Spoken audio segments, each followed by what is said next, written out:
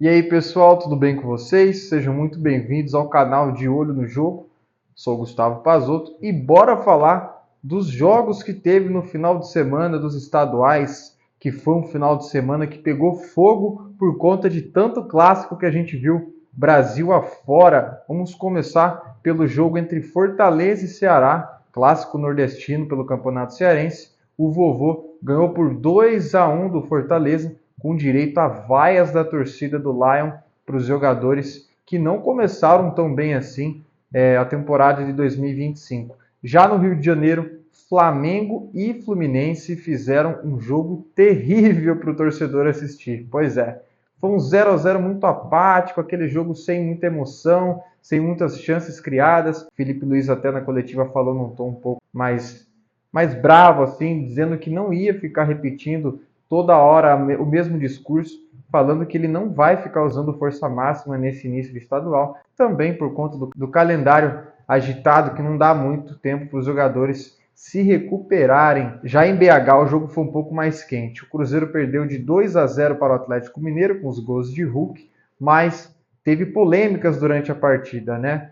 Todas envolvendo ali o jogador Lianco, né, zagueiro do Atlético Mineiro, que no primeiro lance ele dividiu a bola com o Dudu e teve ali o que todo mundo acha, né? Eu também achei vendo a imagem, ele pisou no jogador do Cruzeiro, mas o Dudu ficou ali gesticulando, pedindo VAR, chamando ele de otário, e o juiz não deu um cartão vermelho, não foi chamado VAR, o jogo seguiu, o Gabigol provavelmente tomou as dores do Dudu e deixou o braço na cara de Lianco. Aí sim, o VAR foi chamado e o atacante foi expulso, deixando o Cruzeiro com a menos e prejudicando a equipe durante o clássico. Tanto é que, coincidentemente, o Atlético Mineiro venceu por 2-0. O Lianco deu até uma entrevista ali, num deboche, mandando um beijo pro Gabigol. E aí vamos ver qual vai ser o próximo encontro entre eles, né? O Gabigol até falou assim que o jogo acabou, mas o campeonato ainda acontece, eles podem se encontrar novamente. E provavelmente vai ser um clássico bem tenso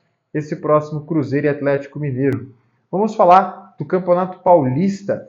O São Paulo perdeu do Bragantino, né? Jogou com aquele time reserva inicialmente, depois colocou os titulares no segundo tempo, mas não foi o suficiente para impedir o 2-0 do Bragantino.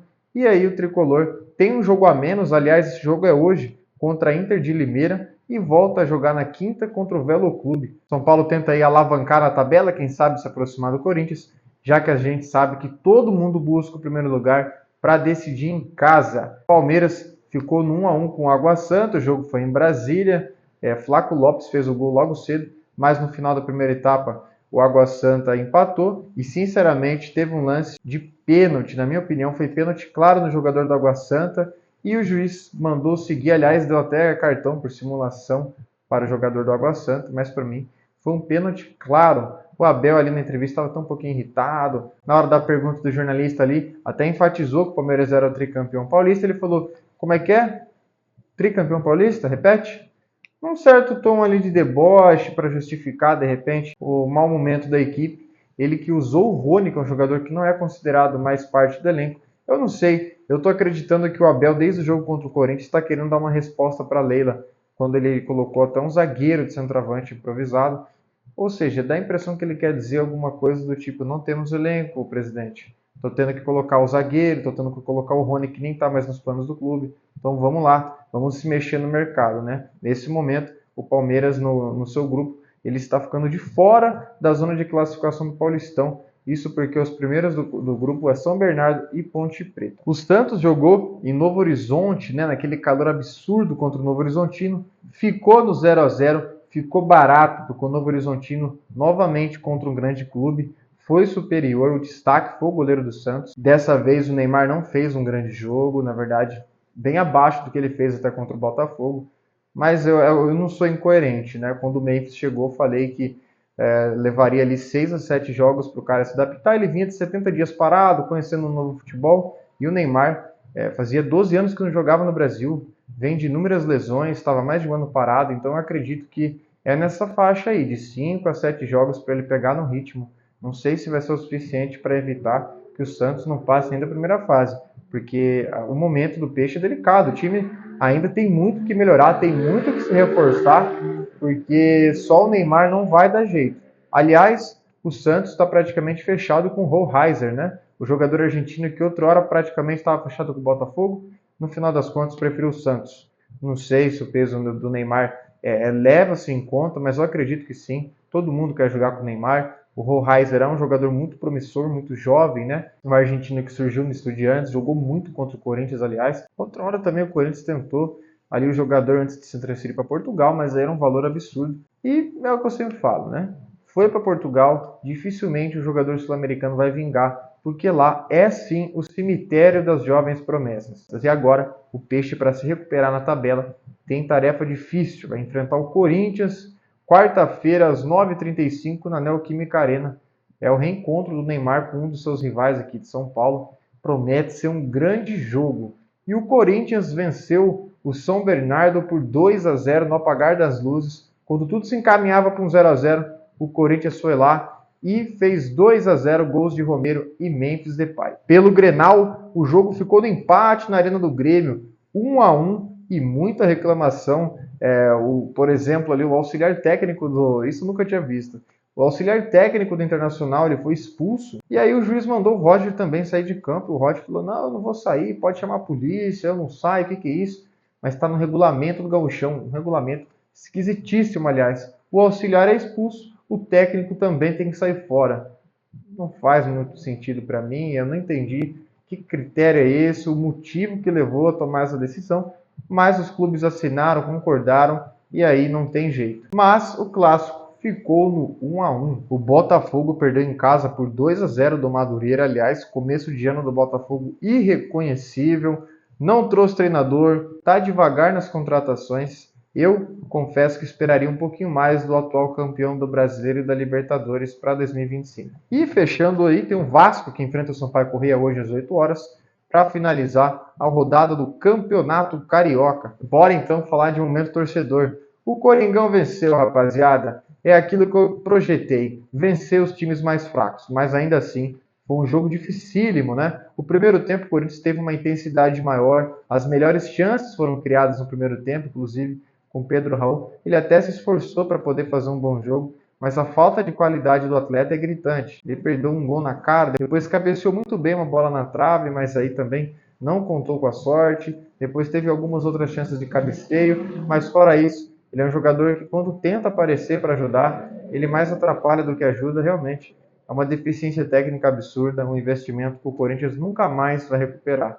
Só que ele teve reconhecimento da torcida pela vontade, pela entrega, enfim. O Corinthians tentou o gol no primeiro tempo, mas ficou no 0-0. Aliás, eu estava já crente que esse jogo ficaria empatado até ali a reta final, o Garro entrar, melhorar a equipe. Começou a dar toda aquela dinâmica no meio campo, a criação, a intensidade. Memphis entrou, os dois ficavam tabelando. Corinthians melhorou. Tanto é que no final o Memphis foi dar um cruzamento, um chute, eu acho. Não entendi bem o que aconteceu ali. A bola desviou, sobrou na cabeça de Romero, que já tinha feito um gol, mas não valeu por conta de estar impedido.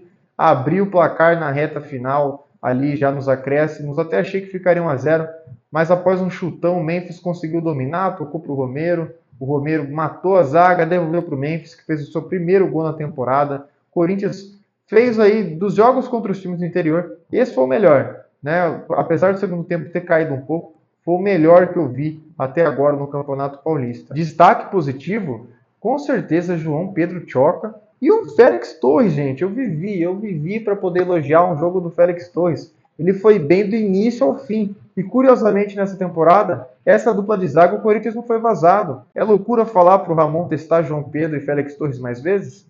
Mais pelo João Pedro, claro, mas uma dupla que deu certo na prática. São 2 ou 3 jogos aí que os dois jogaram juntos e o Corinthians sequer sofreu gol.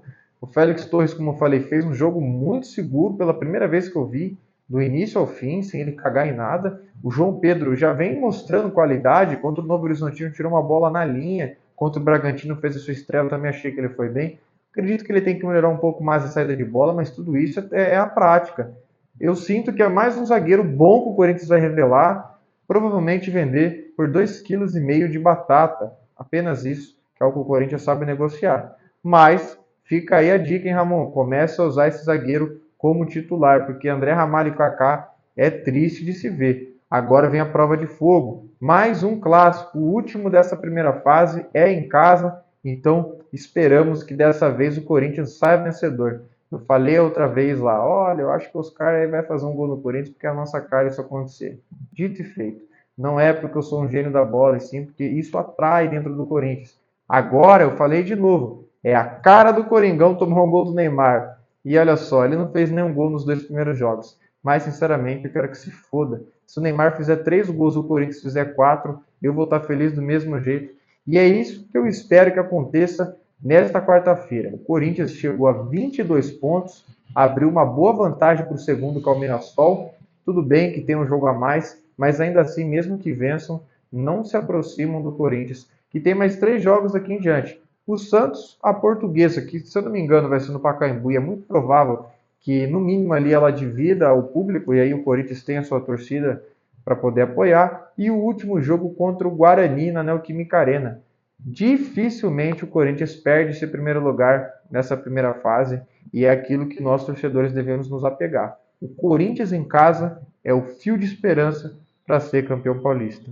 Então é isso, pessoal. Vamos esperar para ver o que vai acontecer nesse próximo jogo. Aliás, antes que eu me esqueça, o Garro foi perguntado sobre o lance da camisa. Ele disse que a princípio ficou sim chateado, mas que o que importa é o Corinthians, que a camisa não interfere. Mas assim, Garro, se realmente não interfere, bicho, tudo bem, eu sei que você foi sincero, eu sou teu fã, mas não sei se era legal falar isso aí também. Se você não gostou, falasse lá pro cara, deixasse isso em off, né?